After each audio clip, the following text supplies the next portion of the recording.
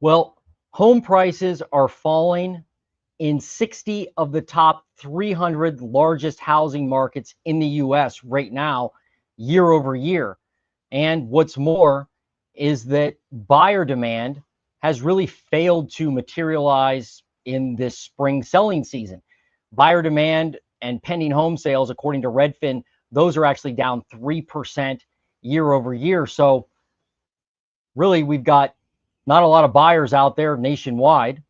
We don't really have a lot of sellers either, even though we do have some more, houses on the market. It's not like the market has been flooded with inventory to the point that prices are completely crashing in every single market. But there are markets where there's certainly signs of distress. But I welcome you to my afternoon live to cover the Redfin housing update. My name is Jason Ferrier. I am the housing nerd. I'm also a realtor and investor just outside of Columbus, Ohio. And yeah, welcome. Usually Redfin puts their data out earlier in the day. They failed to do that until this afternoon, so I kind of had to jump on this this afternoon. But anyway, thanks for joining me. If you're watching this on the replay, what you can do if you just want to see a particular city, because what we're going to do is look at the national picture, then we're going to look at metros. And they're metros that you guys have requested. So I've got a whole slew of metros out there that I'm going to review at the end of the video in the second half. So if you just want to hear the housing market update nationally, that'll be the first half. Everything will be chaptered in the description, and then I get to the metros in the second half. So, but first, I do want to mention, if you are looking for someone to tell you that you should run out and buy a house, like don't be worried about the housing market, just run out and buy. Like a typical realtor would, I guess. You came to the wrong channel. I don't do that. I'm not going to tell you that now's the best time to buy. I'm also not going to tell you that it's the most toxic real estate market in the history of the world and that the sky's falling and you certainly shouldn't buy real estate or invest in real estate. I'm a real estate investor. I'm also a realtor, so I make my living by real estate transactions. But I don't personally care if you buy a property. It doesn't affect me either way. There's plenty of people that want to buy and sell every day out there, so I'm not worried about that. But my job is to give you the best data possible so you can make the decision that you need to for yourself and your family and your situation. I don't know your situation. I don't know, where you live exactly. I don't know that market. And to tell you that you shouldn't buy a home or should buy a home, either one is ludicrous to me because I don't know you. But let's get moving. And if you have a metro you want me to analyze, put it in the comments below. I will get to that. If it's on the replay, I'll get to it on the next live. If it's on this live and you happen to catch me, put it in the comments below and I will jump on it. So let me get to the article first. And I want to welcome those that are already on real quick. I've got Dan in the dirt. What's up, Dan? How you doing? And your souped up truck there, looking in the rural markets. And I know that you are waiting for the credit agencies to fix a glitch that happened to my wife's credit scores, keeping them artificially low. We just found out, thankfully, because of my FICO score was a mess, prices are falling. Okay, good. Wherever you're looking, if prices are falling, that's probably good for you as a buyer. Good stuff. Ramiro, what's happening? From Chicago. All right. Let me put Chicago on the list. I think I may already have it, but I will find out. But thank you for joining us. Jay, what's up? Bristol, I got you. I already have that on my list. Actually, I may have taken a note wrong there. I may have had Bristol, Tennessee, but I'll make a note there for Bristol, Connecticut. Miss Bristol, Massachusetts, sorry. All right, let's get rolling here.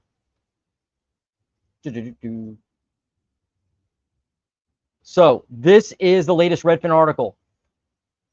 And then I'm also probably going to share some Resi Club analytic information with you because there's some home price information in there that may help us understand what's happening.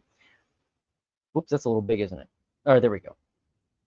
Monthly housing costs hit an all-time high amid economic uncertainty, keeping buyers on the sidelines. Okay. Mortgage purchase applications are declining. That's true. And pending home sales are sluggish. I don't know if you caught new home sales, but new home sales were like a lot higher than estimates or than forecast. for March, I believe. But existing home sales are not fantastic. The 2025 spring home buying season is lackluster with record high housing costs and widespread economic instability, keeping would-be buyers at bay. So comment below. I got a question for you. Are you not buying because of economic instability? Is that keeping you on the sidelines? Or is it just because the prices and the rates are high and you just are like, well, I don't want to buy right now or can't afford it? But please let me know. I'd love to find out if it's economic instability that's keeping you from buying. Mortgage purchase applications are down 6% month over month, and Redfin's home buyer demand index, a measure of tours and other buying services from Redfin agents, is essentially flat. Pending home sales fell too, declining 2.8% year over year nationwide during the 4 weeks ending April 27th. That dip is mainly due to the holiday effect. Easter fell into this year's 4-week ending period, but not in the comparable period in 2024. But even without that effect, pending sales would likely be flat from a year ago. Sales were sluggish last spring, and they're sluggish again this spring. There are two key reasons a lot of prospective house hunters are staying on the sidelines. One, record high housing costs. The median U.S. housing payment is at an all-time high of $2,870 due to still rising prices, median prices now, and elevated mortgage rates. Economic uncertainty. Wow, it's windy out here. Economic uncertainty. Many Americans are holding off major purchases because,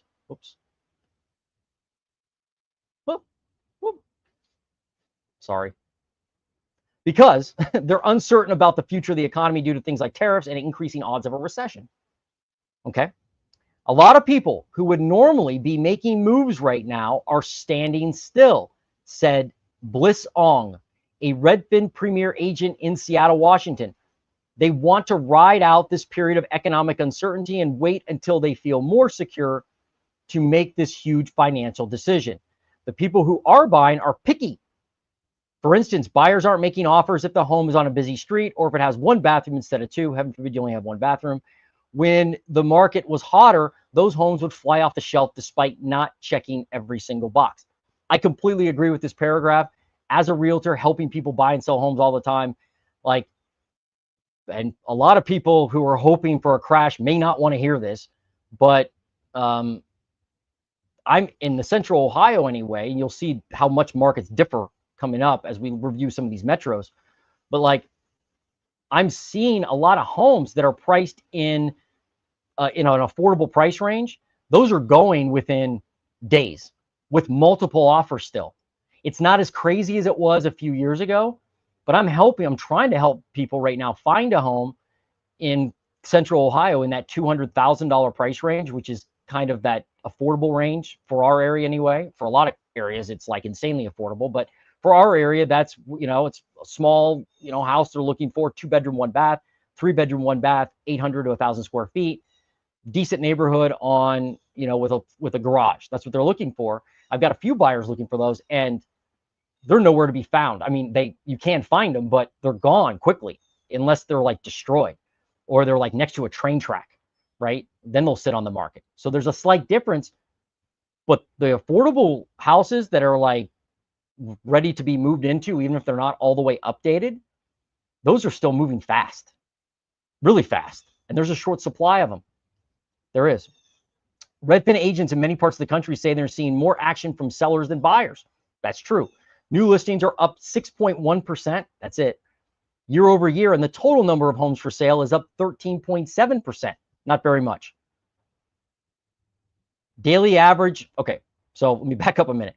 Now we're going to look at the leading indicators of home buying demand and activity. This is about interest rates and, how many mortgage applications are going in. Daily average 30-year fixed mortgage rate, 6.81%. I checked this morning, it was 6.81. I don't know what it is right now, but let me just see if it's changed at all. Yeah, actually it went up. Look at this. So Mortgage News Daily now has this at 6.83%. It's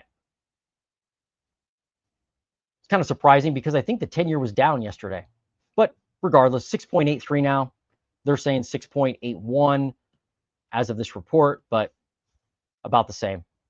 But that's down from 7.07% 2 weeks earlier. And last year at this time, believe it or not, interest rates were at 7.51%, according to Mortgage News Daily. So a lot more, or they were obviously a lot higher last year, but this year it's not like they're super low. 6.81 isn't super low compared to recent history, compared to the long-term history of the housing market.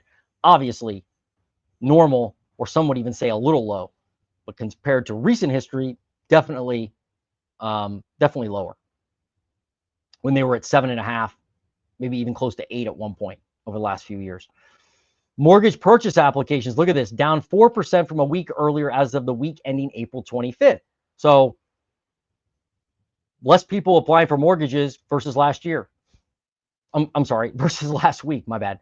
Up 3% compared to last year. So up a tad bit compared to last year, but it's not like we're, people are running in to apply for mortgages.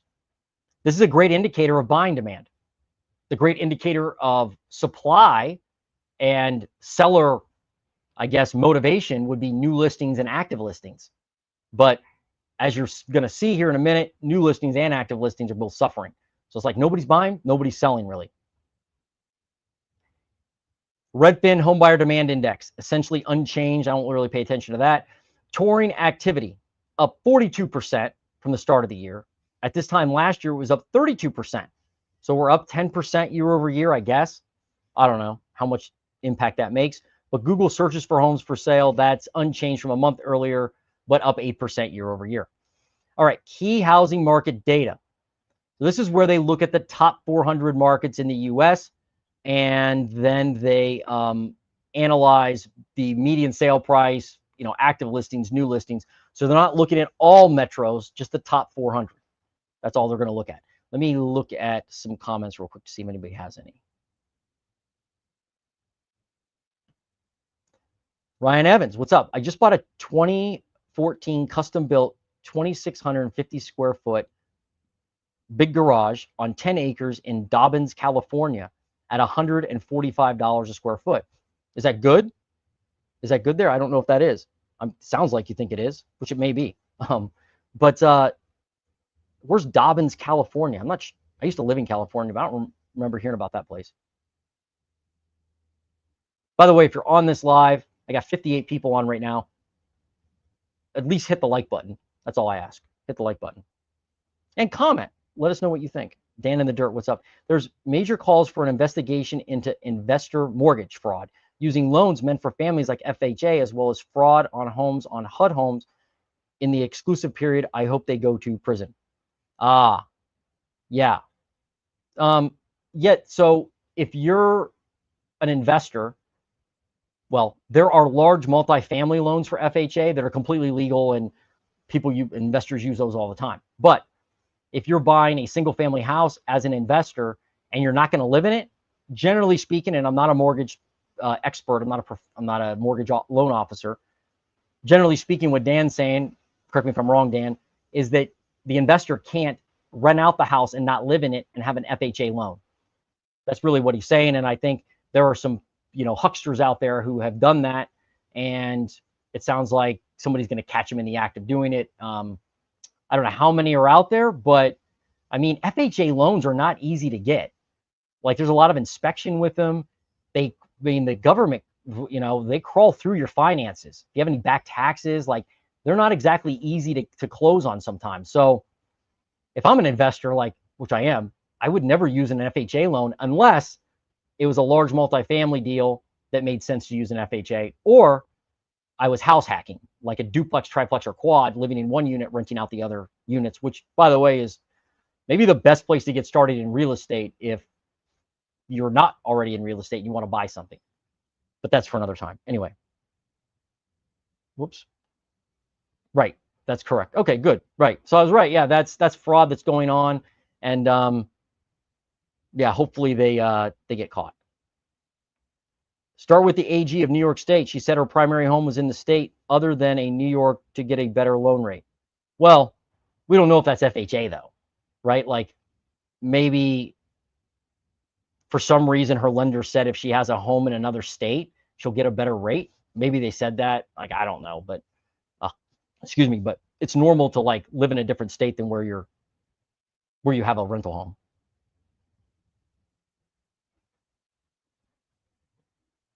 All right, let me get back to the yeah, keep commenting. I'm gonna get back to the data. All right, so this is for the 4 weeks ending April 27th. We got median sale price $388,475. So think about this, or you just look at it and understand that 2% increase year over year is what they're showing. It's barely up year over year. There's going to be a point probably this year, I would guess, that median sale price from a national level, according to Redfin and many probably other people like Zillow and boy, I can't think, Realtor.com and Case Shiller. I would imagine eventually as that data comes through, they are going to show a year over year price decline. I would think that's going to happen. It's just taken a while for everything to kind of trickle through. Median asking price, $429,700. 6.1% up year over year in median asking price. Median monthly mortgage payment, look at that, $2,870 at a 6.81% rate. Record high mortgage payment, median mortgage payment. Maybe not what your mortgage payment is or what my mortgage payment is, but that's the median, the one in the middle. Pending sales, 87,876, down 2.8% year over year. So yeah, there are fewer people buying homes right now than they were last year. But that's not in every market. And you'll see that in a minute. There's some markets where they're up like double digits, like people are buying. Some of the markets are surprising, actually. When I look at the data, I was like, wow, I didn't think that market would be up. New listings, 107,229. That's good, but it's only 6.1% more than last year. And you're going to see some troubling things with the charts here in a minute. Active listings, 1,055,000, up 13% year over year. Look at that, smallest increase in over a year. So let's do this. Let's go to the data center, and that's where I'll be able to show you this. Because not a lot of people talk about what I'm about to show you. They kind of look at the number and go, look, active inventory is up 13%. The housing market's being flooded with inventory. Well, it is, but the devil is always in the details, as a viewer pointed out to me a couple days ago. So this is their data center, where it's basically the same data we were going to look at in chart form, but we're just going to look at it now on graph form, I guess. But look at new listings. Look at this. This is for all metros, right? All metros. Look at this, up 6.1% year over year. We know that. But look at the rate of change for new listings. It's going up. Meaning, like if I start here at the very bottom, or at the beginning of the year, we were down 1% year over year. Actually down in new listings, but then it's kind of seesawed up and down, but the trend has been going up. So the spread between last year and this year is growing overall. That means more and more new listings. However, when I look at active listings, that's where things get goofy. Look at this. Look at this. So active listings of homes for sale, you got 13.74. Whoops, let me take this off. 13.74% year over year. That's good, right? Need more active listings, 1,055,000. But look at the rate of change. Look at the rate of change. We started at 18% year over year, basically 19%. The difference between last year and this year probably started higher because in the, in the winter, not a lot of people are buying homes, so active inventory tends to go up. But then it goes, usually trickles off, and that same thing is happening this year. Like, whoops, the rate of change is falling. There it's 15%, right? And then now 13.74%. So what I'm pointing to is the fact that that trend line looks like it's going down to me. And so it's kind of hard to see when you just look at the raw number of how many.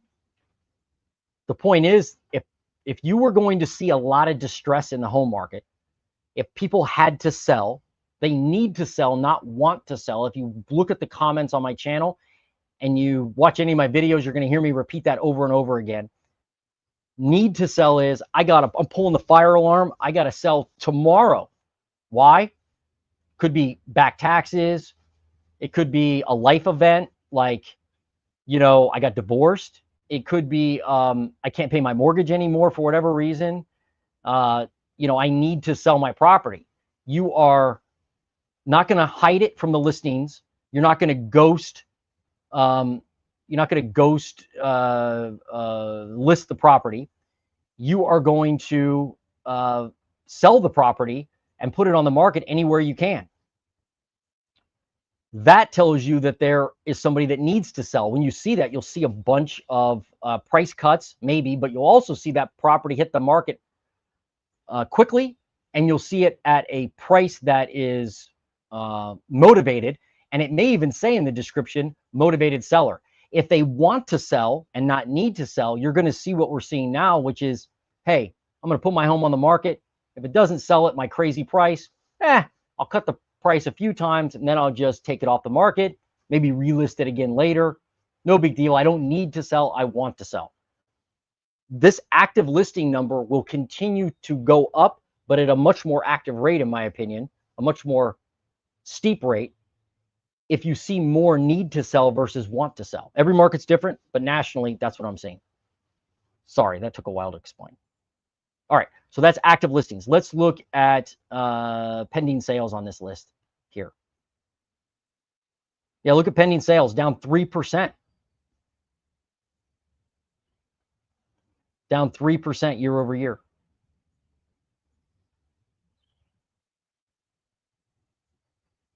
Not good. If you're an agent and you're just wanting a busier market. Median sale price. $388,000, up 2%. That's it. So it is higher than last year, but not by a lot. Not by a lot. Look at the rate of change. That's going down overall. So that spread, unlike active listings where the spread is kind of decreasing, the median sale price, that spread is decreasing, but that means that overall, that gap between last year and this year with median sale price is shrinking. I wouldn't doubt if we see lower median sale price at the end of this year or this summer. Let's look at homes off the market in 2 weeks or less. How many are those we got going on here? 0.7% down. So lower, meaning homes aren't moving as fast in 2 weeks or less. Let's look at, let's see, price drops. Look at this. Yeah, price drops right now, I made a note. We've got 34%, according to Realtor.com data, not Redfin data. We've got a 34% of active listings have a price drop. That's an 8-year high. That's want to sell, not need to sell. If you need to sell a property, you may drop your price, but you're going to drop it enough to get somebody to buy the thing. If you need to really sell it. If you just want to sell it, you're going to do like the $1,000 cut. Because when you cut it by $1,000, it jumps back up to the top of the listings, right? As like price reduced. It's just a trick you can pull. It's not really a trick. It's just the way the MLS functions. So look at that. I mean, a lot of price cuts. According to Redfin, you got 6.6% have cut the price just in the last 4 weeks alone. So definitely a lot of price cuts, but that doesn't mean anybody's getting a deal. Some markets you are, and you can get a deal out there. Median days on market. 38.5. That's headed down. Again, I think if you were to see like a massive amount of affordable, good inventory hit the market and nobody was buying it, you would see the days on market significantly continue to increase. I don't see how you couldn't. But if it's going down, even though it's higher than last year, tells me you still have people buying. You just do. You do. Let me see if there's anything else on here to look at. Look at this, months of supply. So this months of supply metric fools a lot of people, especially like YouTubers like me, real estate YouTubers. They look at this and go, see, we've got, what's that, 16 weeks, so that's 4 months of supply. That's what we need in order to crash prices or correct prices. No, you need to understand what is behind that number. There are a lot of want to sell, not need to sell. Expensive homes, homes that are, been on the market for a year. I'm sure you see them in your market. About every comment I get on YouTube is, hey, a lot of comments anyway, or hey, I'm seeing a lot of people put their home on the market, then take it off, then put it back on, take it off. That's not a motivated seller. There are motivated sellers out there. Don't get that mistaken. There are, but not overall. And so that's why you're seeing months of supply continue to kind of, well, it's going sideways now, but it's not dropping because there are a lot of homes on the market nobody's buying. But overall, just not a lot of great homes, or people would be buying them, and they probably are. That's why months of supply is not going down that much. Okay, so that is months of supply or weeks of supply. So let's go to that was kind of the national look. Now we're going to go to our metro. So I got a lot of metros to review. I got a bunch. Again, if you want me to review one of your metros, put it on the comments and I will get to it. Okay. So real quick, I'm just going to do some housekeeping. I had a client text me and I have to reply to the text message. I won't share that tab with you. I don't want you to see that. So I apologize if you're bored for a minute, but customers first.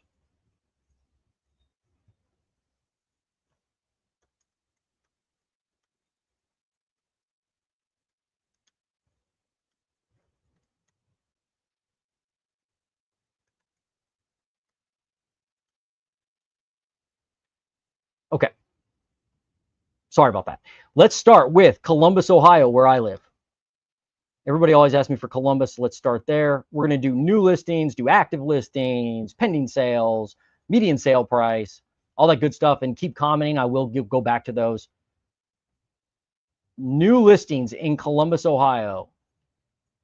What do we got here? Let's see if let me blow this up a little bit more for you. Look at this. Up 7.5% for Columbus. We do have more listings. I'm seeing them hit the market. I'm seeing affordable homes hit the market. They just don't last very long. So we do have some more activity with new listings here in the Buckeye State. Active listings. Look at active listings. How are those doing? Up 20%. So yeah, they continue to go up, and the rate of change is going up, unlike it is nationally. So we are adding more supply in Columbus. And here's the thing that really surprises me about Columbus. And I can feel it when I'm out there looking at homes because they're going quick, like I said. Look at this for pending sales in Columbus. Up 13.8, call it 14%. So there are markets where the activity, the number of people actually buying homes is going up compared to last year and up at a good clip. Maybe one of the reasons is we are more in an affordable market, right? Our market is a little more affordable than what a lot of other areas through the U.S. are. Median sale price, you'll see that's like in the 340s or 330s. But we do have more people buying homes in Columbus than we did last year. So if you're an agent in Columbus like me or a realtor, you're busier. I was busy last year. It doesn't feel like I'm never busy, or it feels like I'm never, what am I trying to say? I'm always busy. It feels like it. All right, that is pending sales. Now let's look at price drops. About price drops in Columbus. 5.9% of all listings in the last 4 weeks had a price cut. So yeah, just like nationally, you can see the difference there is a huge difference in last year versus this year. And that, look at the rate of change. Holy shnikes. I mean, that's just going like up fast. A lot of homes at price cuts. Doesn't mean they're affordable or good deals. Just means they cut a price.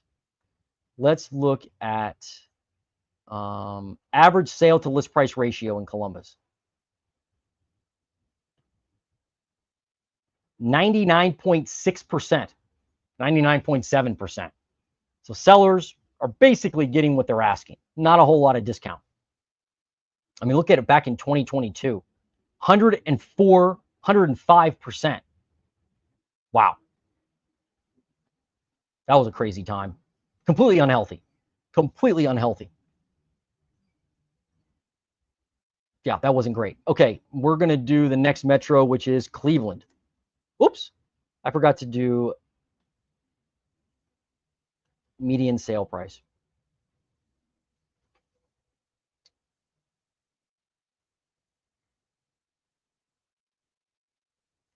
$339,000 median sale price in Columbus, Ohio. That's up just 1.9%, but it keeps going up. But the growth isn't like it was the other years. I mean, look back last year at this time, we were at 335,000, and that was up 4%. So year over year, that difference is shrinking, as it is nationally in a lot of other areas. So prices are softening. I don't doubt that. I don't doubt that. Now let's go to Cleveland. Oops, I can't guess that. Cleveland, Ohio. New listings for Cleveland, Ohio. What do we got? 7.6% up year over year for new listings. It's good because Cleveland's inventory has not been fantastic at all. It has not been fantastic. And by the way, I did a video with a viewer. You should check it out on my channel. From a viewer who in Cleveland who bought a house and got a great price on it and negotiated and was patient and kind of walked us through how he did it. And I think it's a good story for inspiration that you can actually find a deal if you're strategic and not just looking on Zillow for like the latest listing, because that's not working right now, as I'm sure you know. Active listings in Cleveland, what do they got? 5.7% up. That's it. 4,100 listings right now. Cleveland just isn't great with inventory. It's just not. And it hasn't been for a while. It hasn't been for a while. All right, let me do pending sales for Cleveland. What do we got? Pending sales up 1%. That's it. Okay. So that may be why at least active inventory is growing somewhat, because pending sales are actually almost flat. Columbus up 13%, 14%, whatever.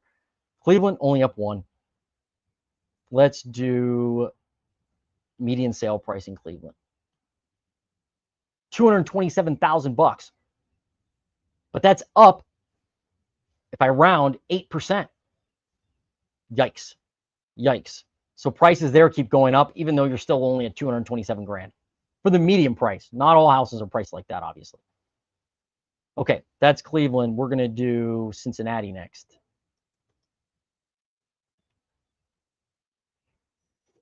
Let me do new listings in Cincinnati. What do we got? 6.4% up year over year. Similar to Columbus, right? They're around that number. Pending sales for Cincinnati up 5.8%. So a little more activity than Cleveland, and obviously more than the national number. Yeah, Ohio just seems like it's busy, like in the home market. Of course, anything's busy compared to what we've seen over the last few years, right? I mean, just like a heartbeat, and you're like, hey, it's alive. But that's just the way market cycles are. 14, call it 15% up in active listings. Great. They need more active listings, as do a lot of other metros. That's good. Let's see how median sale price is doing. Yeah, look at median sale price, though. 294,000. It's a 4-year high, as all the places in Ohio are right now. That's up 6.2% year over year. So prices continue to go up in the Buckeye State, unfortunately. Let's look at the next metro.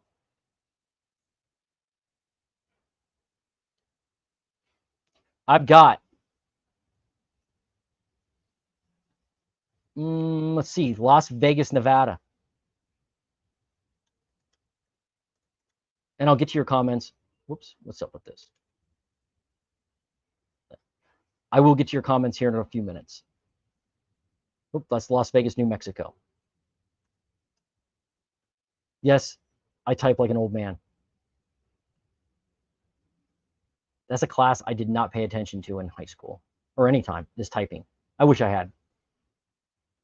New listings in Las Vegas, Nevada, 14%. It's kind of flattening out. What's the rate of change? Yeah, it is going up, though. It's trending up. new listings for Vegas. Let's look at pending sales.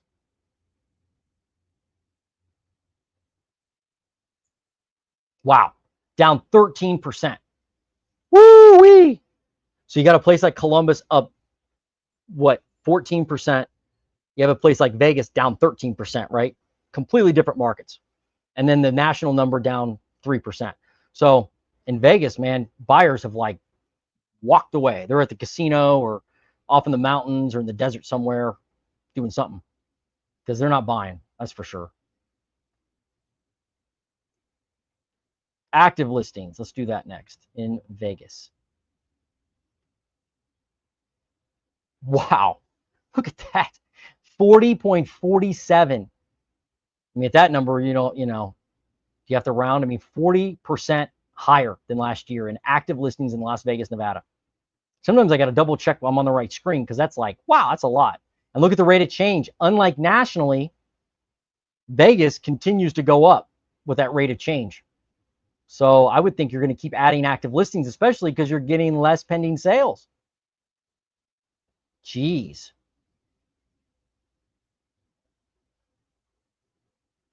Well, price drops. Those have to be off the charts. Yeah, they're going up a lot, right? 6.1. But that's 6.1% of all active listings in the last 4 weeks. So if they drop their price, they've been on the market, let's say 3 months, and they had 2 price drops before this month, then that's not counted in that 6.1%. That's why overall it's like 34% of all listings have had at least 1 price drop, which is an 8-year high. And this is a 4-year high according to this chart in Vegas of price drops. Let's look at median days on market. But see, this is going down, which is so, that kind of surprises me. You're not at a 4-year high on median days on market. So even though inventory is building, it looks like the homes are on the market. It's not like they're sitting as long as they did. When was this? Back in 2023, they were actually sitting on the market longer. These different markets amaze me. Again, pretty geeky, nerdy stuff. Let's look at this. Sale to price ratio in Vegas. So this is how much discount on average buyers are getting. 98.4. So they're paying 98.4% of list price.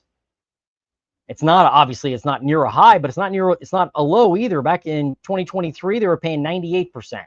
Who's counting, right? But people are, sellers are basically getting close to what they're asking, a couple percentage points off, but nothing crazy. All right, let's go to the next city. Oop, no, we got to do median sale price.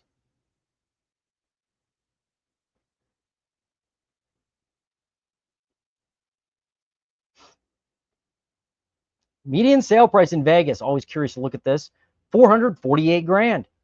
That's up, call it 3% year over year. It is headed down right now. Is the trajectory down?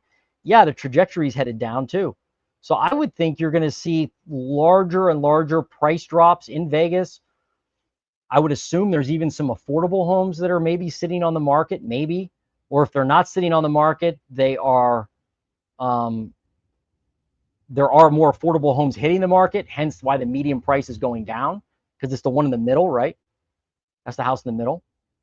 Just like luxury homes can drive the median price up, inexpensive homes or more affordable homes can drive the price down. So if you've been waiting for the median sale price to go down, you may be in luck this year on many of these metros. All right, what is next? Which one is next? Let's see. Nashville, Tennessee. Oops.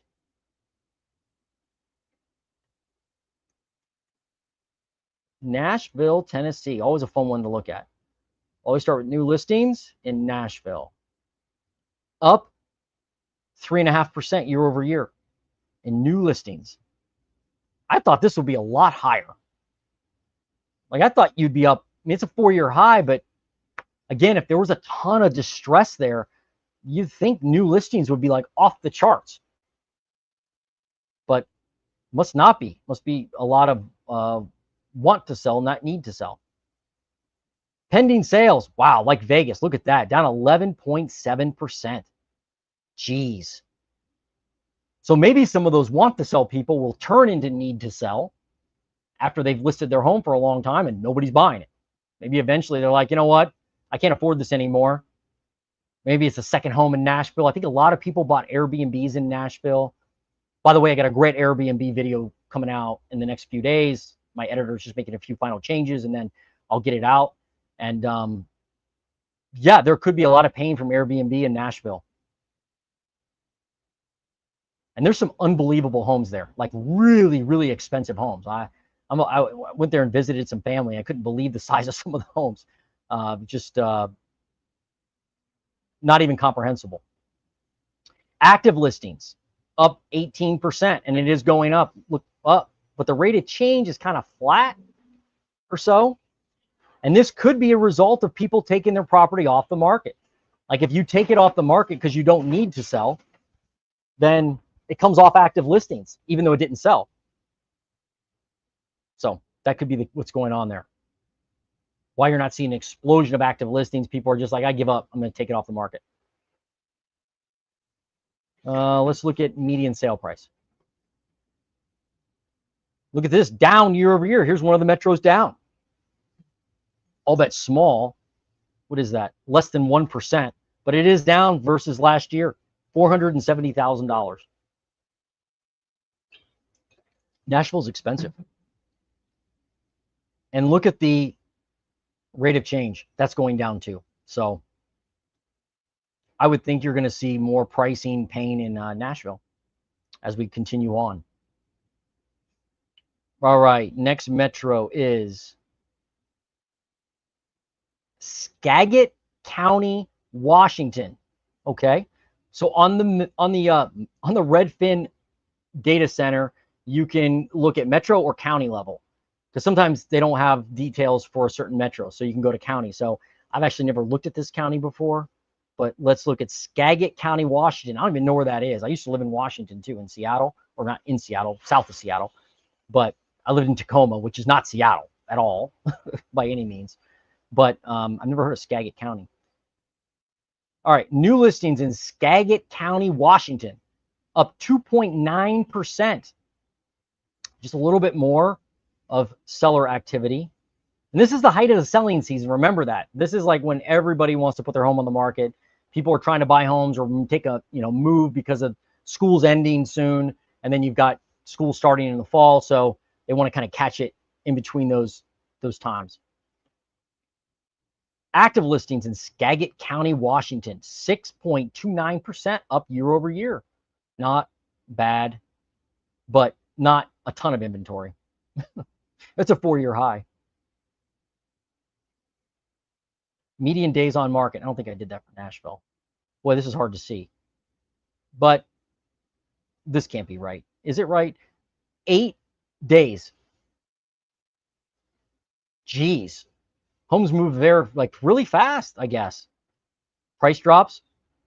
Yeah, look at the price drops are actually not, I mean, they are higher than last year. Whoops, but they're only up 1.1% versus last year in Skagit County. So there are some price drops, not a ton though, like there were in some other metros we looked at. And then let me do median sale price. Up 3%, $608,000. Wow. It's got to be near Seattle, right? Maybe. Or is it near like British Columbia? I don't know. I have no idea where Skagit County is, but 608 grand, that's no joke.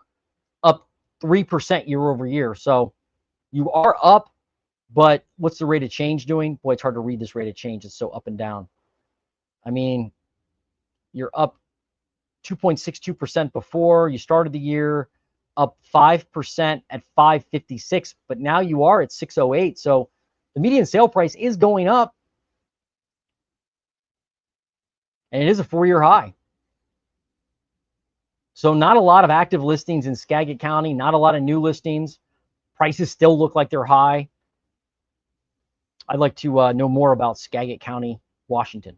So if you requested this, put in the comments, even on the replay. I'd like to know more about Skagit County. All right, what is next? All right, so we're going to do Bristol, Massachusetts. Now, somebody asked for Bristol, but I thought it was Bristol, Tennessee, so maybe it was.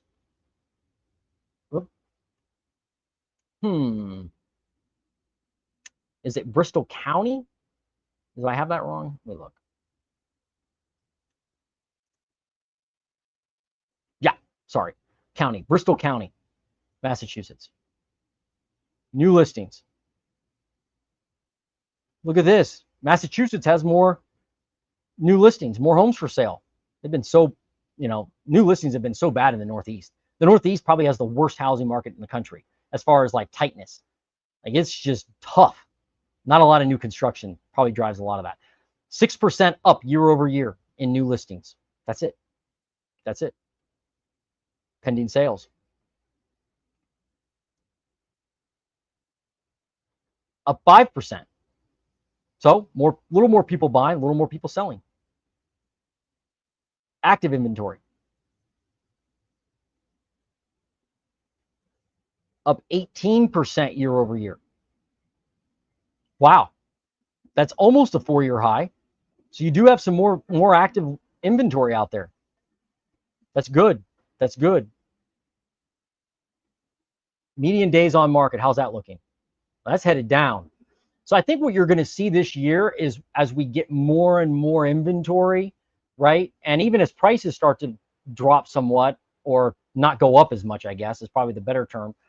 And if interest rates start to come down, which I don't know if they will, but if they do, then you are going to see more pending sales, I think. I think those will pick up. And I think median days on market will drop because people will actually start buying homes again. But that's different in every market. But here, you can see it's not really up versus last year, and homes are only on the market 22 days. Jeez. All right, median sale price. What do we got?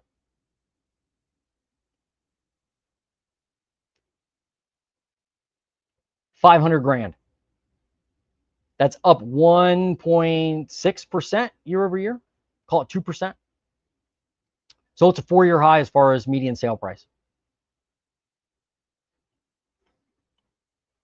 All right. Let me look at the next metro. What's the next one? Chesapeake, Virginia. I am going to look at some comments, though. Take a break and look at some comments.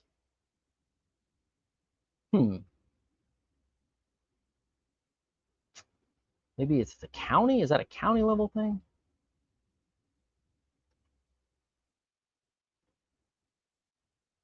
Yeah. Chesapeake County, Virginia. So before I get to that, I am going to look at some comments. So bear with me. Let's see. Wow, I got a lot of requests. Be careful what you ask for, Jay.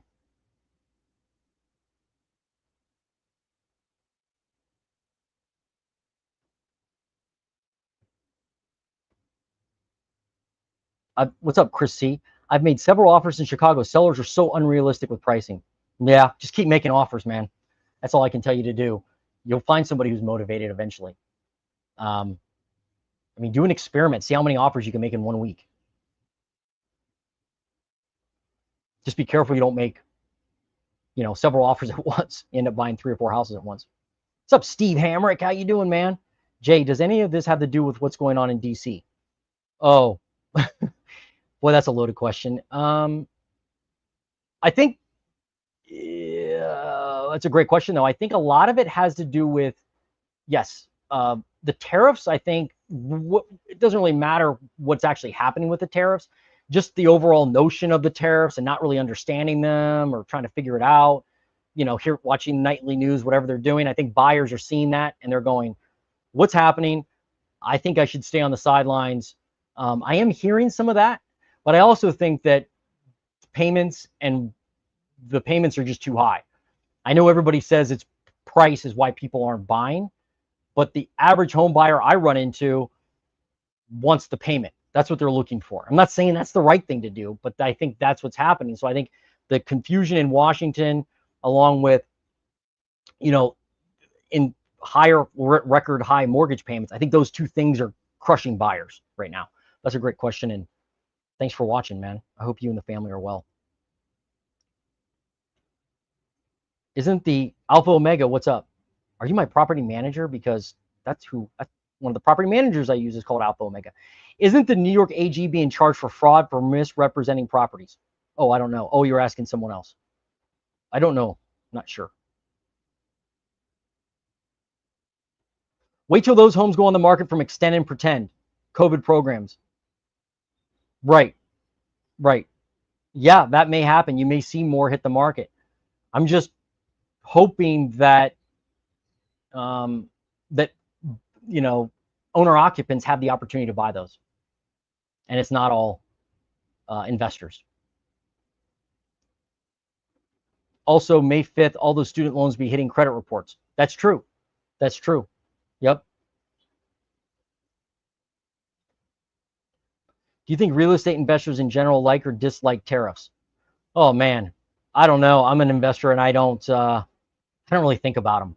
Like, I know the cost to renovate homes, not like lumber. Lumber hasn't gone up in price that I've seen, but I think there's going to be a large increase if all the tariffs actually go through. I think there's going to be a large increase on like the electronics. So like appliances and like lights, like you buy those little wafer lights that go into the ceiling, right? I buy them by the gross, like 50 at a time. Well, I think those will go up in price. So I guess that bothers me. But beyond that, I'm like, well, what am I going to do, right? You just got to keep moving forward. No deals in Chicago, huh? I get it. I see tons of private listings. Those private listings are probably not motivated sellers, I'm guessing, because why wouldn't you broadcast it everywhere? Drop flyers from an airplane, fly a banner behind an airplane over the city, right? Have a guy in a boat in Chicago driving with a big banner that says, buy my house now. So I think private listings are probably more of want to sell, not need to sell. But don't worry about that. Keep looking and look at expired listings too. Look at off market. Look at people that may not even know they want to sell their home. That's where I would go after. I mean, that could be an opportunity, but it's tough. Chicago's a tough market right now. It is. Charlotte, North Carolina. What's up, Michelle? Yeah, I will. I'll write that one down.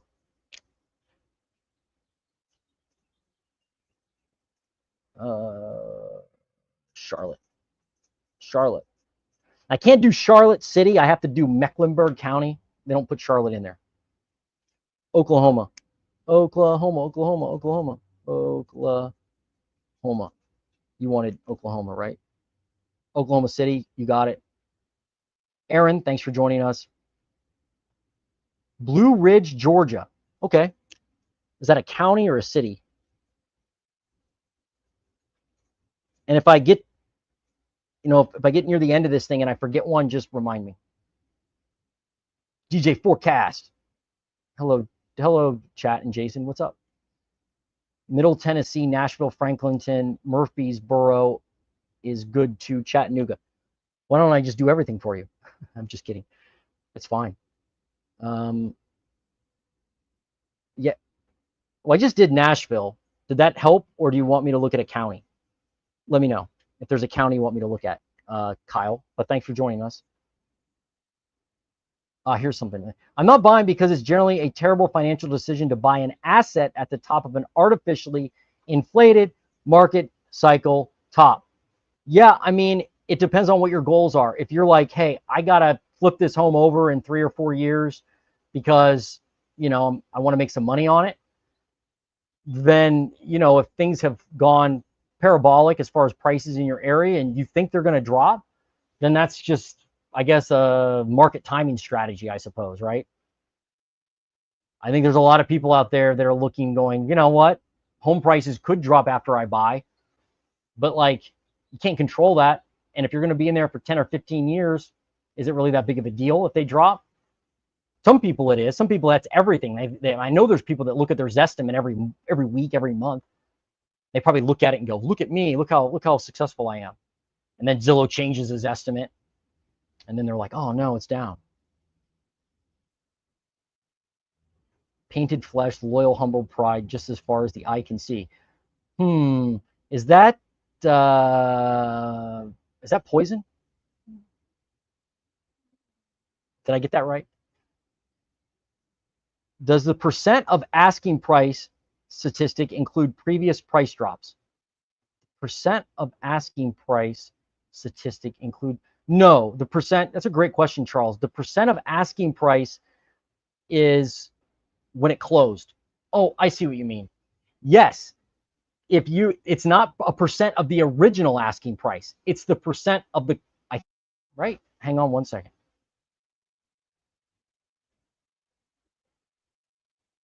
Hang on. Yeah, it's the current list price. So in other words, that's a great point. I don't say that and I don't talk about that enough, but if you list a home at $100,000, tell me if this is what you mean.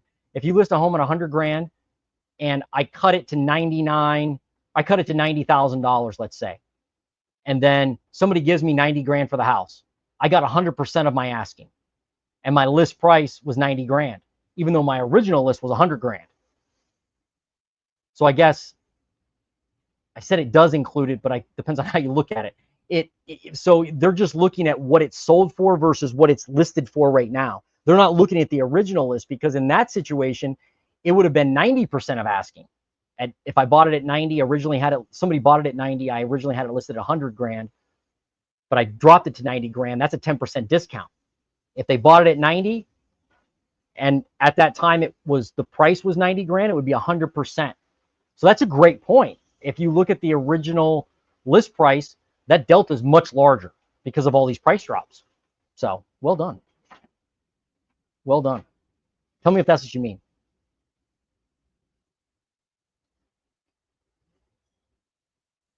San Diego.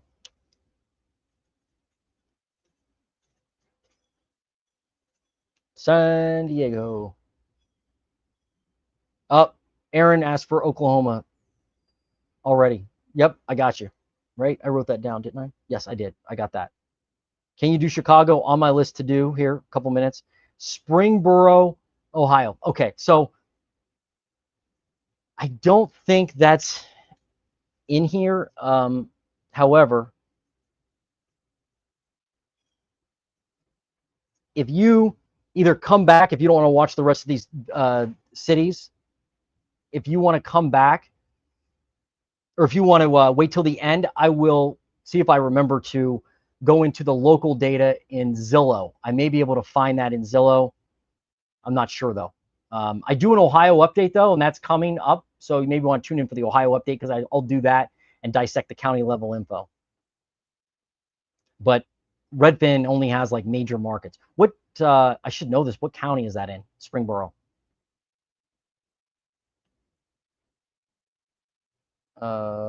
Mecklenburg County. Yep, I'll do Mecklenburg. Let's see. With the government propping up FHA and VA loans in the 100Ks, do you think that caused part of the price hikes because it broke the natural cycle? Yes. I don't know if it, and thanks Stuntfish for joining us. I don't know that it actually like kept everything propped up, but it definitely, if there's less foreclosures, then there's going to be less lower price homes for sale in your area. Even though most appraisers, if they're looking at on-market properties, they will not usually look at foreclosures for appraisals. They kind of exclude them most of the time. But just in general, if a house down the street goes into foreclosure and it's sold for 30% less than what your typical home sells for, that's definitely going to change prices. So yeah, it's probably helped prices, be maintained. And by the way, that's not ending necessarily this year. They're just closing some of the loopholes. But they're going to continue that program in some form or fashion.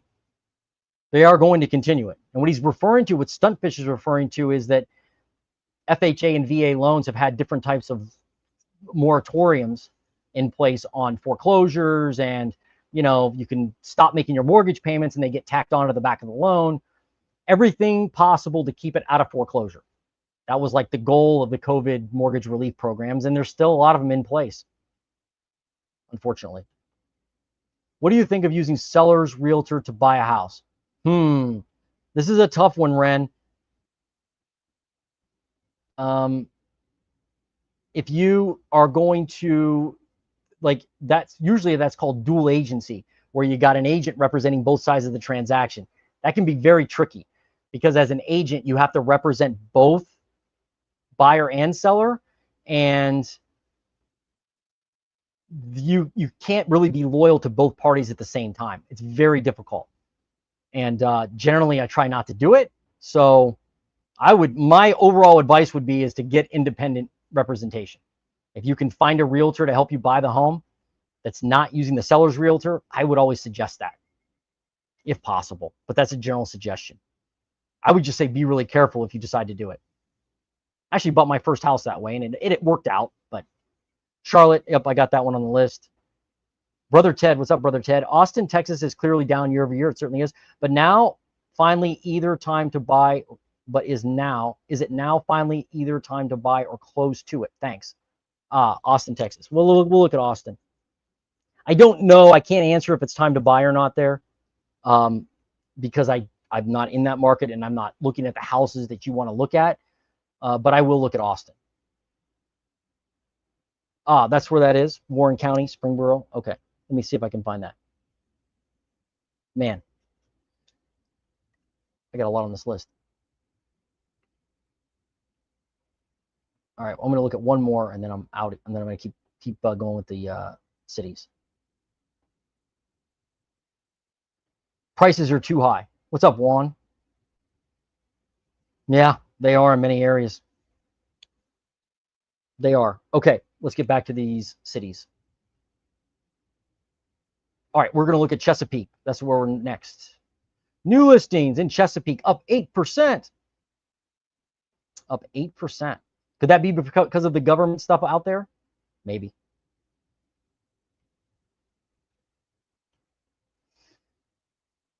%8.2% in pending sales. So definitely more activity in Chesapeake, Virginia.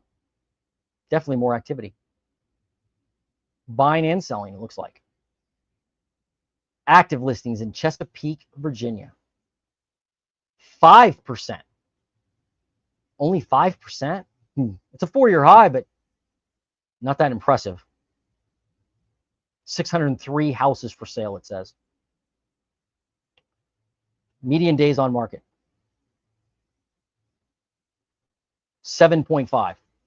Nope, that's up 7.5 days. 29 days. That seems normal. Like a normal housing market to me seems like 30, 45 days, 60 days on market, maybe 45. I don't know. That seems normal to me. Enough time for buyers to actually go through the house and look at it. One of the worst things about the big, the crazy market we had over the last few years as a realtor, one of the worst things was that when you had a lot of offers on a home, and a lot of people think realtors are all excited about getting multiple offers, but the problem was a lot of the offers never saw the house. And so you'd have to screen those and go, did you go through the house yet? Oh, no, we're just making an offer. Well, that's not a great offer, because you usually want somebody to at least see the house, at least on a FaceTime video. But now people are at least having some time to go through the houses. And as a seller, that's probably a good thing. Median days on market. Okay, now let's do median sale price. Median sale price. 9% year over year. Wow. Geez. $403,000. 4-year high. Look at that. So again, I think, you've got more listings out there, some more activity, obviously some more buyers than last year. It's not all markets are the same, obviously. 403 grand in Chesapeake, Virginia, and up nearly 10% year over year. Geez. Okay, next metro is Atlanta, Georgia.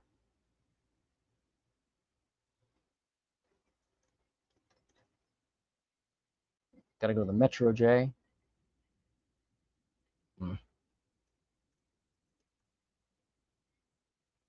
Atlanta, GA, new listings in Atlanta. This is what makes me think that there's not a lot of pain in the housing market yet, because Atlanta is like that hub of investors if you are like dying as an investor and you have to sell property, you're going to put it on the market.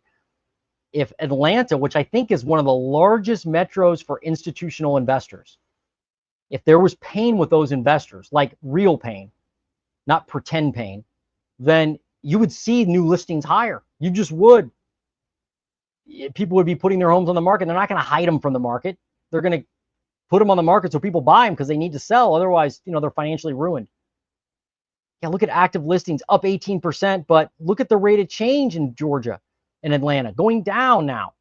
That rate of change. So inventory doesn't look like it's exploding there. It just doesn't.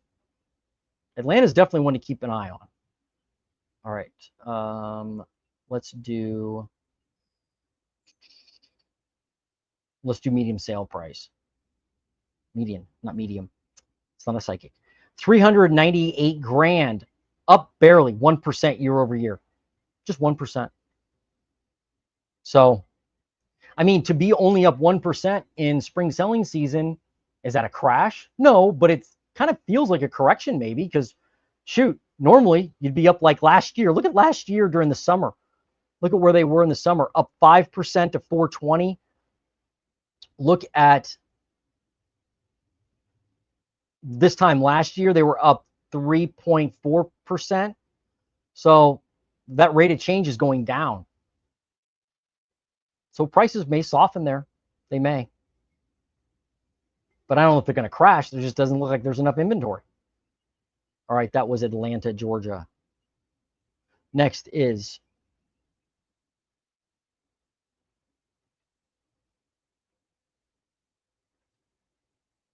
I got Naples, Florida.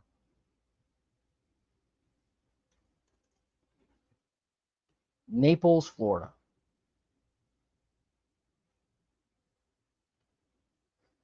Look at new listings in Naples, Florida.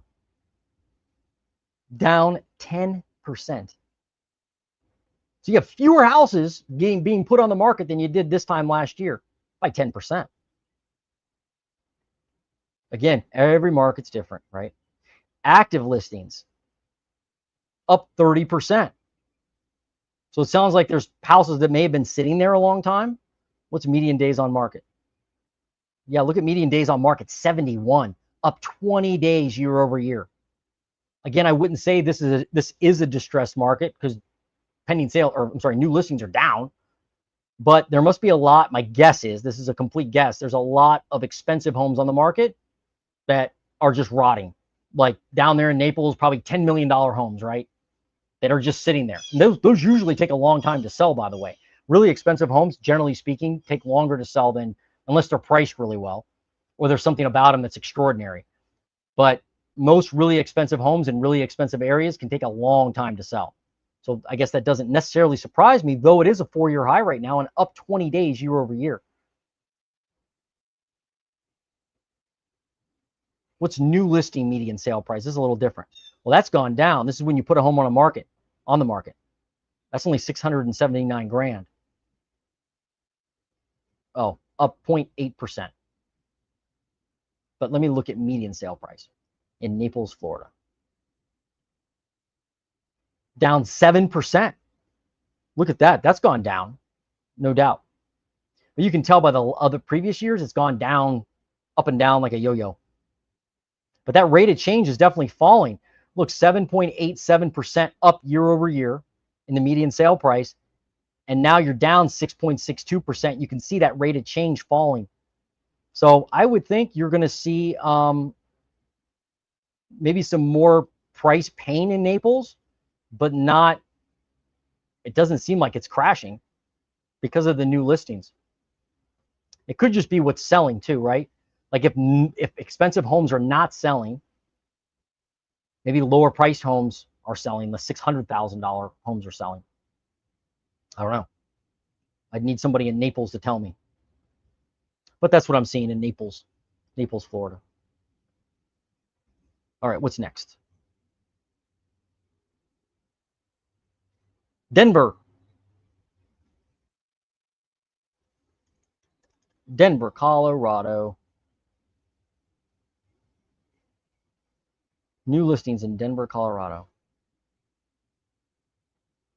up 13% year over year. So a lot more new listings. Okay. Denver seems like there's going to be pain. I keep seeing the numbers there. It looks like there's more inventory.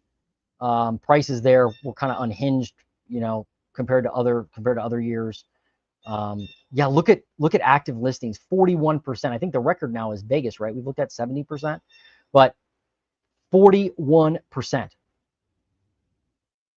in active listings. A lot more homes to choose from. A lot more. Let's look at pending sales. And look at pending sales, down 2% year over year. Wow. People not buying in Denver. They are listing. Go back to new listings again. Yeah, look at new listings, up 13%. Again, oops. So got people listing, not a lot of people buying. That usually adds up to more active inventory. Median sale price, what do we got there? Not a 4-year high, $606,000. Man, Denver's expensive. But that's only up 1.2%. I think you're going to start to see that maybe come down. I think you'll start to see that number come down. There's just a lot of active inventory there. Let me go back to active inventory real quick. I'm just curious about something. Yeah, by far a 4-year high. I mean, it's not even close. Not even close. About days on market. Let's look there at Denver. Yeah, see, it's been going down because of spring selling season, but it says 16 days. Median days on market, only 16 days. That doesn't seem like a lot at all. That's up 6 days year over year. Man, it was less than 10 days back in 2022.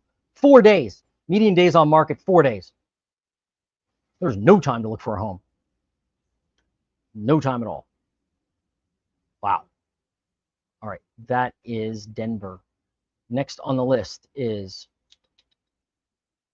well, I got another one, which is another Tennessee area, which is Knoxville, Tennessee.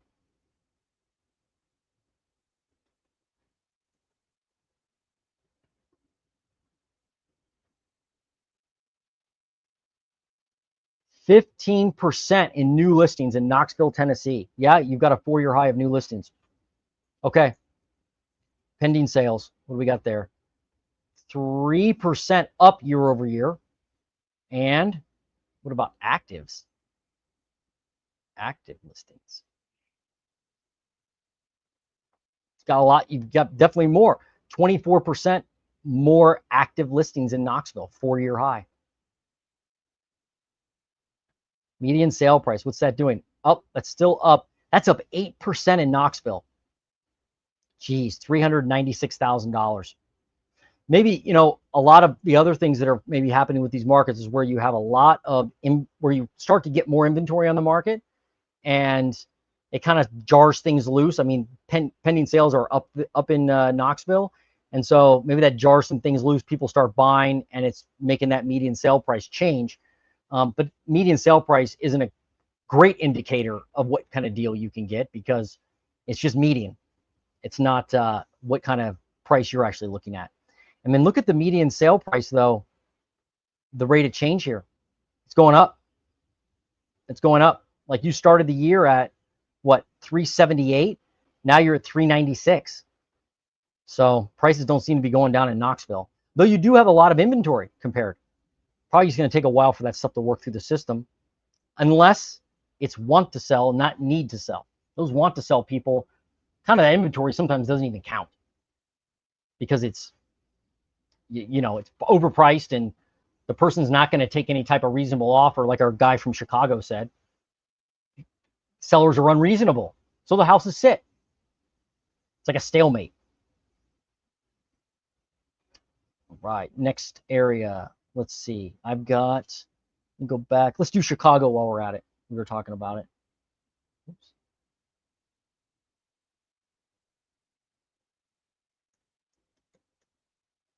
Whoops, got to spell Chicago right, Jay. Chicago, Illinois. All right, new listings in Chi-Town. 3.7% up year over year in new listings. Let's do, that was my son. Coming home from school. Let's do pending sales. Barely up at all, 0.4% year over year. So you do have some more inventory hitting the street, but not a lot of pending sales. I'm wondering if people are just not buying there this spring. Obviously not. Active listings. What's up, man? Good to see you. I'm going right here, sir. Okay. Down 2.57%, basically 3%. Wow. Active listings down in Chicago that much. Down at all. You would think everywhere is up, right? But guess not. Guess not. Median days on market. Let's look at that. What do we got? Oops. Whoop, whoop, whoop. 46.5 days flat from last year. Homes are sitting the same amount of time. Median sale price. Look at that, 371, up 7.3% year over year. I mean, the fact is you don't have any inventory. You're not kidding. And you said a lot of them are private listings that you saw in Chicago. I don't doubt it, because they're not listed on here. Again, those are probably want to sell, not need to sell. We beat that horse to death. But that's what I'm seeing in Chicago. Probably going to have to look off market. I'm not talking about private listings. I'm talking about people just that don't even have their home listed. That's still one of the only ways to buy, really, in most markets now. Okay. Let's do, what's next on the list? Let's do Charlotte or Mecklenburg. I got to do county level, and I got to do Mecklenburg.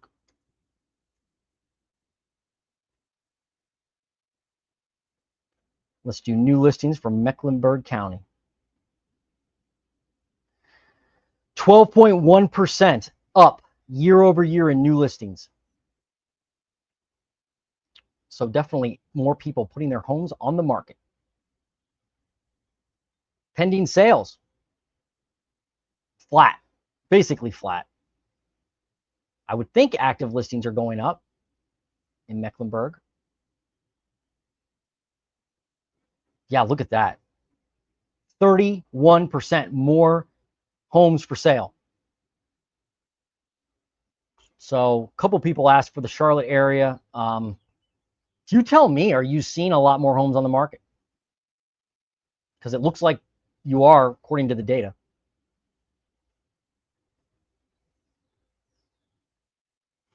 Median sale price. I guess it's starting to go down now, but it's still up 4.5%, $464,000. It's kind of flat. The rate of change is kind of flat over the last, well, I guess it's trending up now overall, right? The rate of change.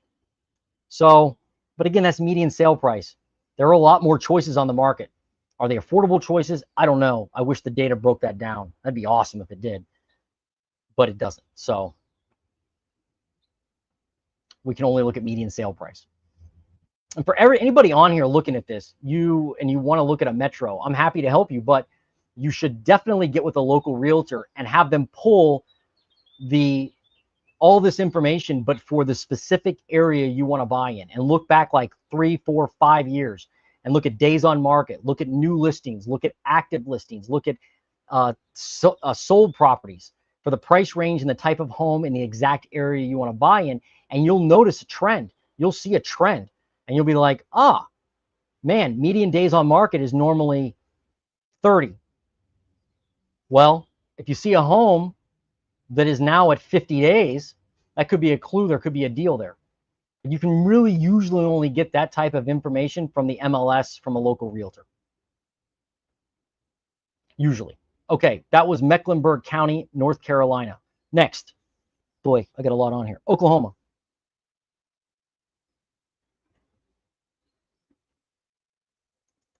Oklahoma.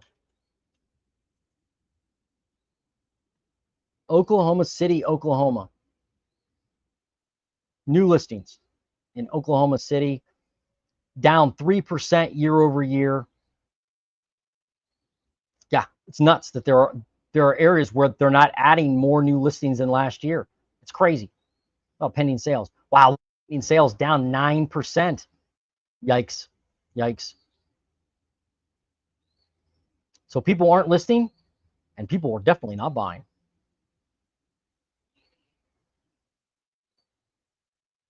Let's look at active inventory.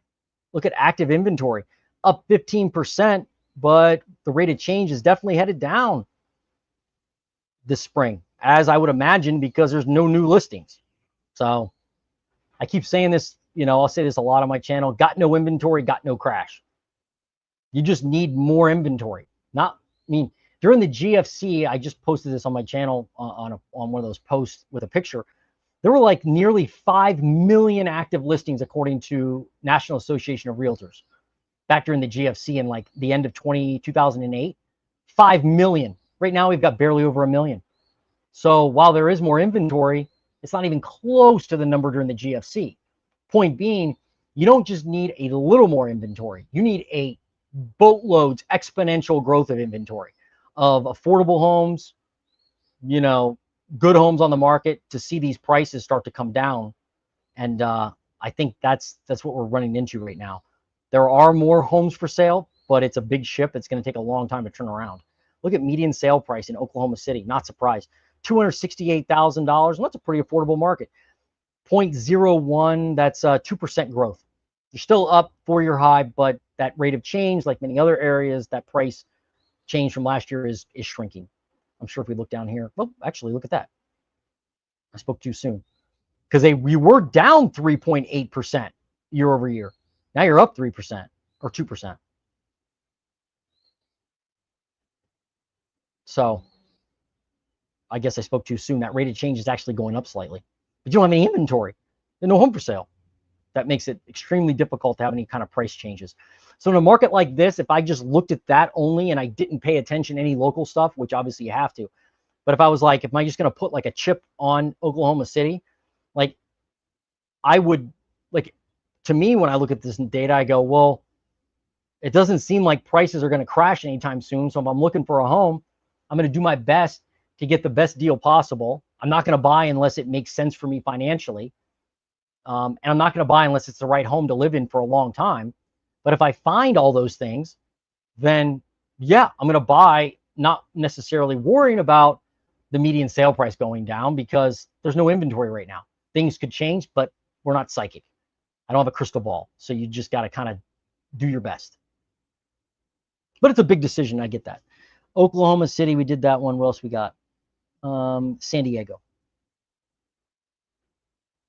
See, when I started this channel, I would ask for metros, and I had like 3 people on. So I would get like none, right? Somebody's like, hey, look at Columbus. I'm like, yeah, I already did. But now, with more, not like my channel's big, but like now more people coming on, more requests, which is fine. It's just funny. One of these times I'm going to do a live. It's going to be like 10 hours or something. 10% up year over year with new listings in San Diego, California.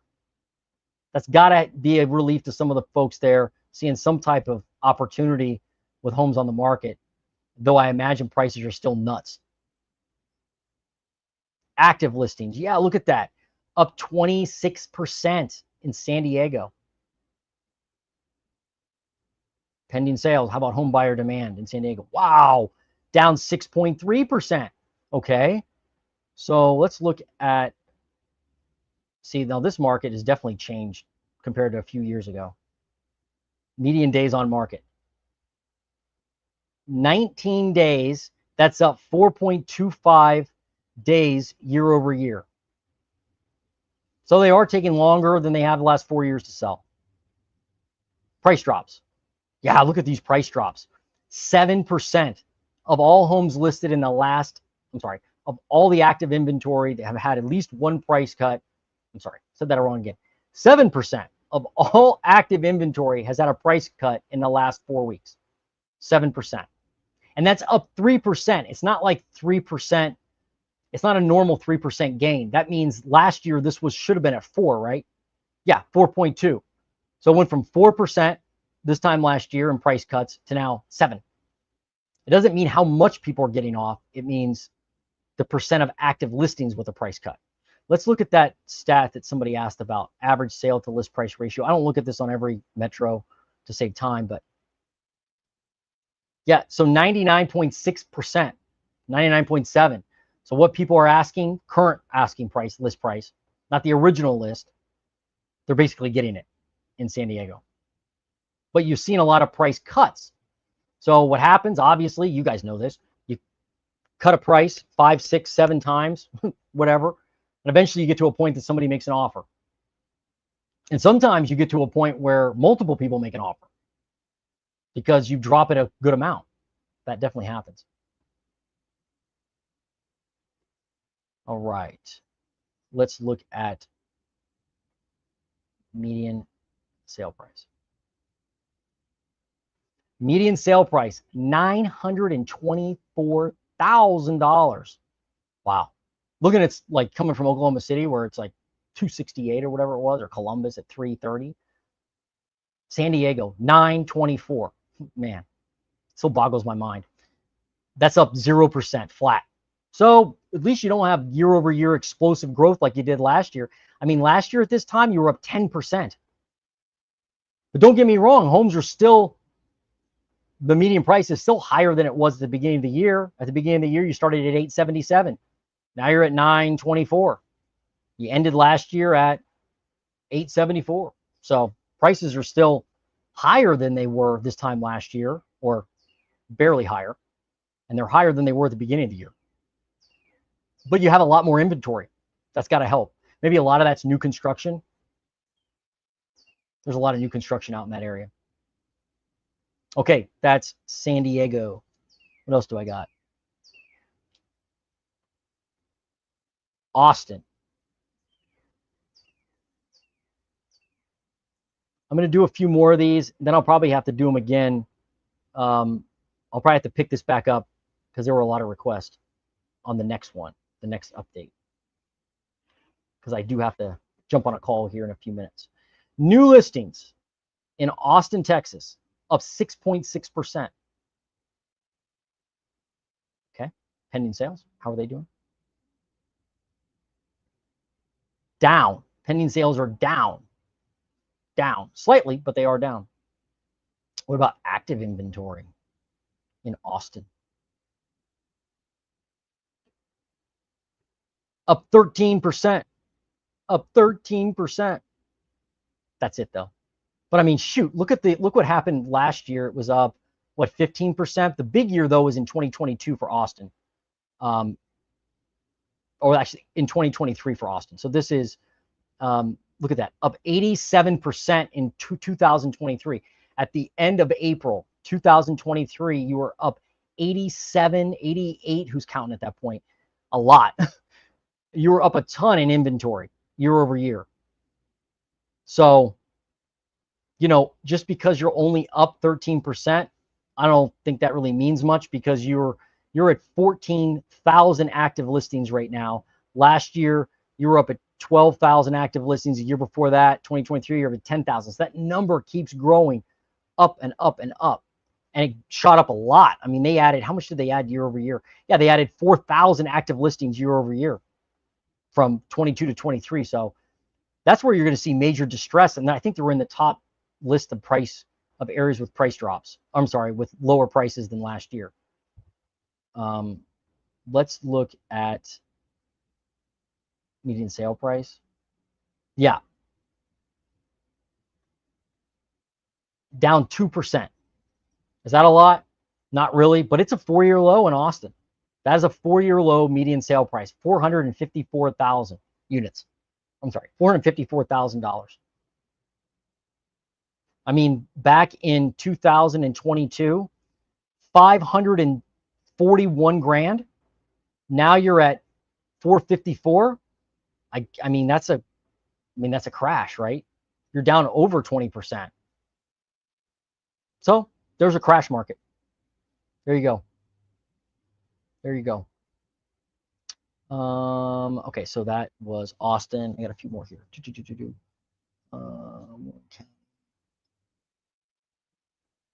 Austin, Chicago, Charlotte. Oklahoma. All right, let me look at, I don't know if we're going to get a lot of data on here. My Ohio buddy asked for Warren County. I don't know if we're going to get a lot of info. I'm not holding my breath because it's such a, not a lot of transactions, right? Yeah, it's not bad. We can look at a little something from this. New listings in Warren County, Ohio, 79 new listings. That's up 3.9%. Not a lot. I'm sure you would like more new listings, though when you only have 79, a few is probably better than none. Active inventory, not a 4-year high, but up 20% year over year, or 21%. So more homes for sale right now. That's good. But the rate of change, like a lot of other areas in the US, that rate of change of active inventory is going down. Like you were up nearly, well, you're up 47% at one point at the beginning of the year. Now you're down. So people are buying homes. Somebody's buying, or people are taking them off the market. Pending sales. Yeah, look at that. Like Columbus, up 13% in pending sales. So definitely more buyer demand versus last year. Let's look at median sale price. Median sale price, $395,000. Wow. Wow. I'm embarrassed about this, but where is, I'm just going to look it up real quick. I should know this. Oh, it's near, you're near Kings Island, just north, what's that, northeast of Cincinnati, right? Okay, I got you. I was just curious where it was. $395,000. That's high. I mean, that's a lot. I mean, definitely more than Cincinnati, than the metro area. Probably a lot of nice homes up there.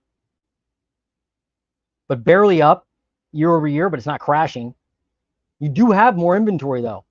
That's good. Maybe it's more new homes for sale. I don't know. You have to tell me. But let me go back to new listings real quick. Up 4% in new listings. And what was active again?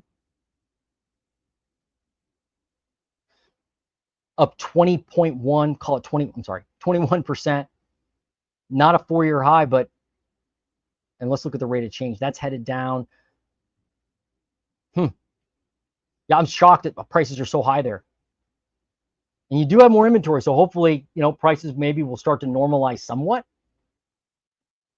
But normalize could just be no growth, right? They could just be flat year over year for a while. That could be normal, right? Instead of a crash. People just holding on to their house. They don't want to sell it because they're a low rate. They're not going to buy a new one because they're so expensive. So they're like, nah, I'll just sit this one out.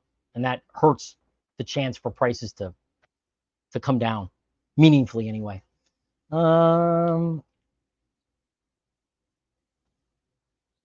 Blue Ridge County, Georgia.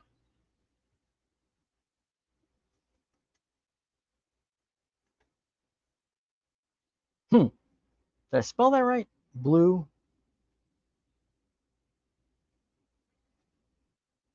Is that a county? Maybe it's a metro.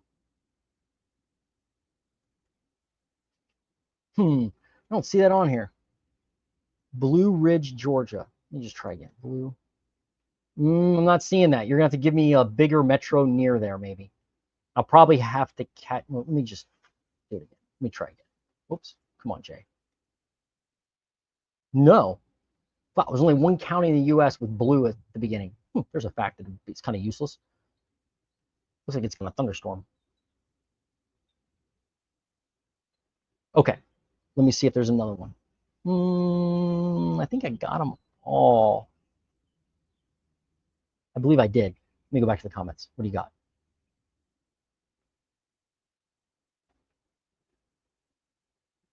I'm going to look at a few more comments here. I will go back to the chat, or if I missed your metro, put it in the comments. The actual video when it's posted, if you can. That way I can go back and comb through those and then add them to my next list. I apologize if I didn't get to you. I left that up there. Prices are too high. I apologize if I didn't get to you because there's a lot here, and at some point I have to go. New Haven, Connecticut, Homestead, Florida. I got more here to do. Let me look at some of any questions you guys have. Seems to me year-over-year price changes are a lagging indicator. Inventory might be a better predictor, but even that should be indexed to population changes. Yeah, like admittedly, this is like very macro level, you know, 50,000 foot view info, even uh, on these county level or metro level looks. So the more detailed, the better. That's why you really have to find a realtor in the area who can do access to the MLS. You could get the data from Resi Club Analytics, and actually forget that. You can do it for free. If you go to Zillow and go to their data center, you can download it by zip code, I believe. Um, I think they have it at zip code level data. If not, Resi Club does have that, and then that can kind of help you. You could also just do it by going to Zillow and looking at how many listings there are in the area and the price point and everything you want to buy in, and then tracking it. But you can't go backwards with Zillow, really, right? You can't look at the active listings from 2 years ago. It's not going to show you that, really. You know, not that I know of. But yeah, this is just kind of an overview. Homestead, Florida. Roman or Roman. I'm not sure if I said it right, but I will add that to my list for next time. I apologize. We're looking at putting an offer in on a house. They say they are collecting offers until the 8th of May and then deciding who gets it. Sounds like sounds like that was done during COVID. What should we do? Oh man. Well, thanks, Marina, for joining us. I'm sure you're working with a realtor, maybe you're not, but that's really up to, it's your situation. I can't answer and tell you what to do exactly, but I'm not surprised, depending on what's happening in your market. A seller gets multiple offers, they're going to say, hey, they're going to put the sign up or put the info in the MLS and say multiple offers, best offer due by this time. If you don't want to compete in that situation, if you don't want to be in a bidding war, then don't make a bid. If you really want the house and the deal makes sense for you, then you have to make that decision. But it doesn't mean the home's overpriced necessarily. It just means there's other people that want it. And it depends what the price is, right? Like I've seen it recently where somebody finally drops the price to a level that people like, and then there's multiple offers, of which none of them are over asking. Some of them are actually still under asking. So you don't have to make an over asking offer necessarily if you're doing a multiple offer situation. Missoula, Montana, huh? Okay, I will get to that on the next one.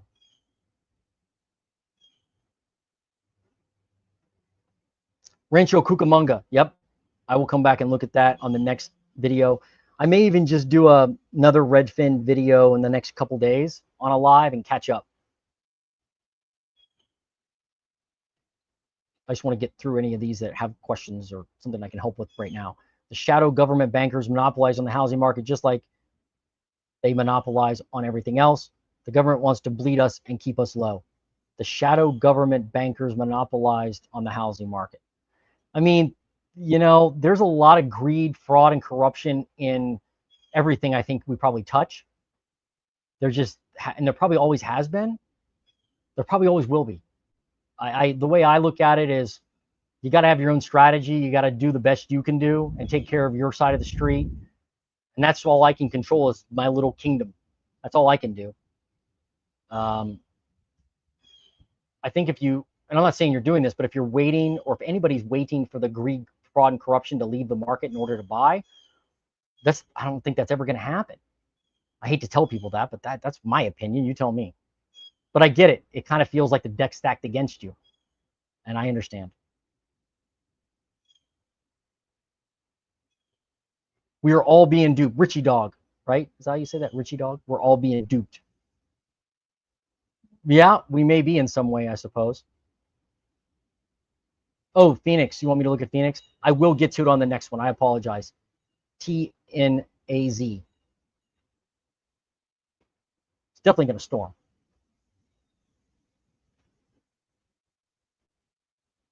There's another Missoula, Montana. Look at that. Oh, yeah. Somebody else had Missoula, Montana. Yeah.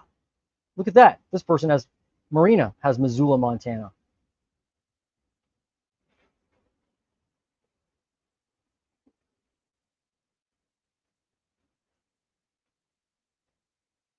Are you messing around? End of the cloud spraying. End the cloud spraying. End the geoengineering, weather manipulation, Rothschild controlling the weather. Well, he's obviously angry, or somebody's angry right now because the storm's coming. Yesterday, I heard the news saying pending sales were up 6%, but the pace was slower. What does that mean? It means, I suppose, that if pending sales were up 6%, but it's slower, then it means usually the pace would be higher. Like normally that would be up maybe 8%, and now it's 6%. I think that's what they mean, but that's just a guess. I don't know what you exactly heard.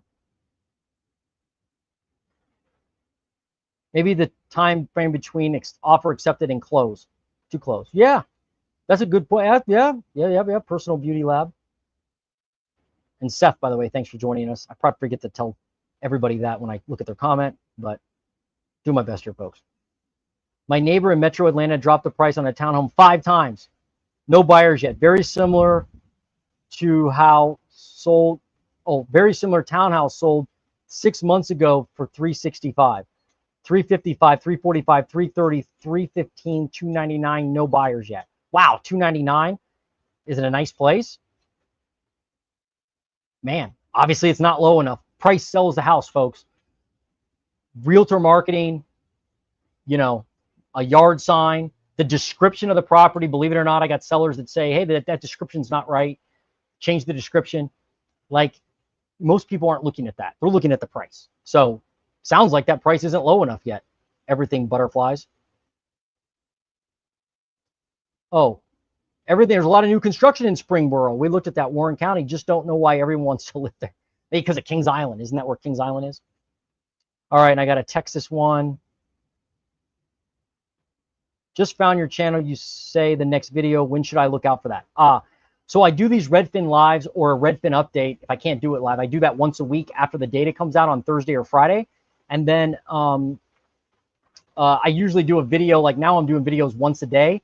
They're either lives or just recorded videos. But as far as a housing market like update like this, I do that at least once a week. So hopefully that answers your question. All right, I'm going to get pounded here by a storm. There's no glass here. This is just a screen. And I don't want to get soaked. And I have to make some calls. So anyway, you guys have been fantastic. I really appreciate you participating. I appreciate you watching. Hit the like button. Subscribe to The Housing Nerd. If you're frustrated with the housing market, take your abuse out on me. I understand. I am sympathetic to that. And, well, you're welcome.